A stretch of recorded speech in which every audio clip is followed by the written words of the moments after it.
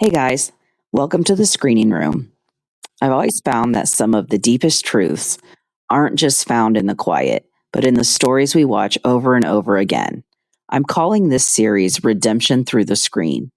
It's an exploration of how God uses the spectacle, the music, and the misfits of cinema to remind us that we are seen and that we are always welcome home. It felt appropriate for me to start with The Greatest Showman.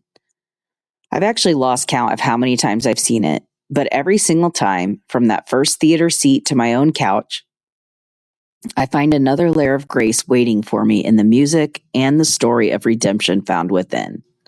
Listen, P.T. Barnum makes a lot of mistakes in this movie. He climbs high, he falls far, and then, once he's called to face the man he has become, he has two choices. He could become bitter and blame the world for always tearing him down, or he can admit who he is, relight the fire of purpose within, and fight for what really matters. So let's talk about what he chooses and why it matters. Towards the end of the movie, there's a moment where everything P.T. Barnum built literally burns to the ground. His marriage, his career, and his actual circus tent. He believes his life is in ruins. In many ways, it is. But it is here, in the mess, in the rubble, that truth finally begins to settle into his soul. He is sitting in a bar, completely devastated. When his circus family begins to file in, he says, "I hope you didn't come here to be paid because I don't have a cent." Letty gives him that look and says, "Of course we're here to be paid, you idiot, but we also came because..." And she does something remarkable, the last thing PT would have expected. She's gentle with him.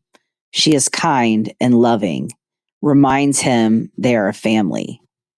And PT, who has always had a complicated relationship with family, from his own father to the fractured and often harsh one with his in-laws, he finds grace here. In a room full of misfits, who the world turns a blind eye to, he finally realizes what family really is, what home really is.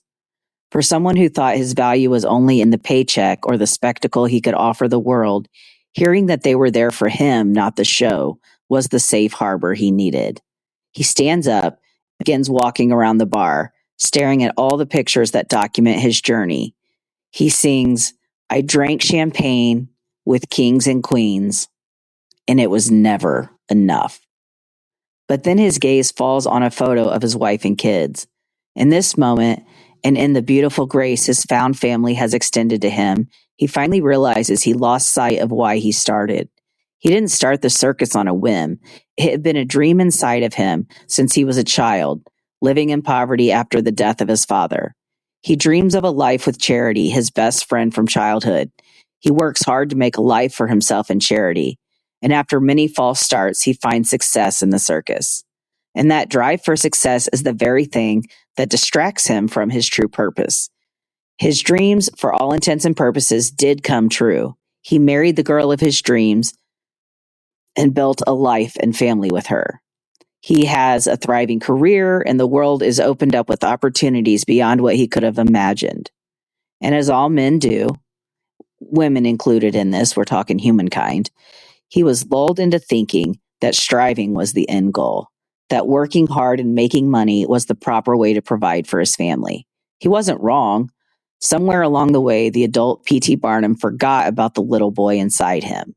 Under the crushing weight of death, job loss, and financial struggles, as well as the obsession to provide financially, P.T. forgot about his family as well. But it started with that little boy, the one who dreamed big and took risks, the one who loved fully and well. He traded those dreams.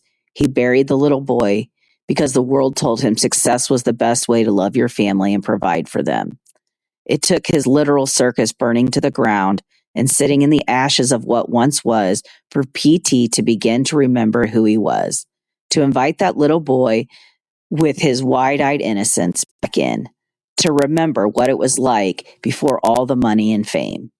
And as PT walks around the bar and he looks at this photo of his wife and kids, something finally clicks.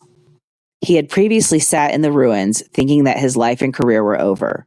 When Letty met him with grace instead of judgment and condemnation, PT was finally able to understand that he lost sight of why he started. And this is the most pivotal and impactful scene in the movie for me. This movie came out 5 years after my own circus tent burned to the ground. And this scene absolutely wrecks me every time in the best ways. The song says, "For years and years, I chased their cheers, the crazy speed of always needing more. But when I stop and see you here, I remember who all this was for. And from now on, these eyes will not be blinded by the lights. From now on, what's waited till tomorrow starts tonight. It starts tonight. And let this promise in me start like an anthem in my heart from now on." And just when you think the movie can't get any better, it does. The scene in the bar where everyone is singing and dancing is one of my favorites. It is a beautiful expression of what happens in your soul when you realize a truth that is felt out of reach for so long. It is filled with hope and intention. When someone steps fully into who they are, it's loud, it's bold, and it's incredibly beautiful to witness. It's even more beautiful when you are the one who is finally shaking off the shackles of who you used to be and stepping into who you were always meant to become. Beyond that scene, there is a bridge that gets echoed again and again, and it still echoes in me with each beat of my heart. It's the promise I made to Chris in 2012, and it's the promise God gives us with heaven.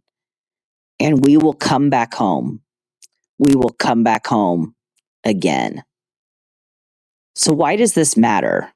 Why am I sitting here years later still moved to tears by a movie about a 19th century circus promoter?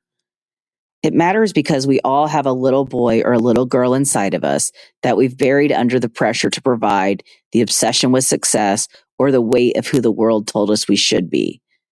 It matters because eventually the things we build for the wrong reasons will burn down. But the why, the real heart of this story, is that the fire isn't the end. The ashes aren't the end. P.T. Barnum's story reminds us that when our own tents burn down, we aren't just left with the rubble. We are left with the architect.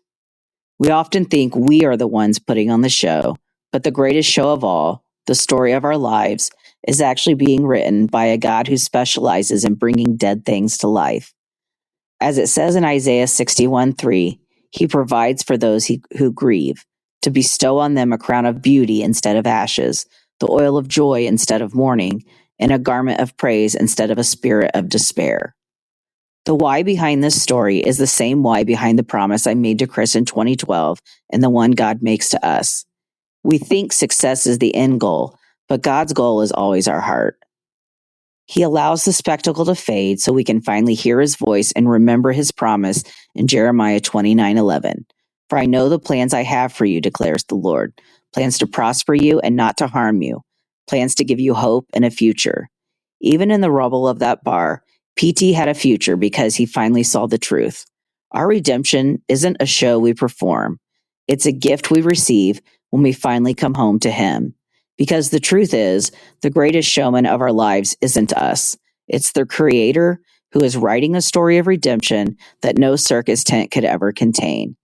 And oh, what a homecoming we're going to have. What a grand event when we finally reach heaven. A celebration that makes even the brightest lights of Broadway look dim. It's the ultimate promise, the one that tells us no matter how many times our tents burn down here, we have a home waiting for us where the music never ends. And we will come back home. And we will come back home, home again.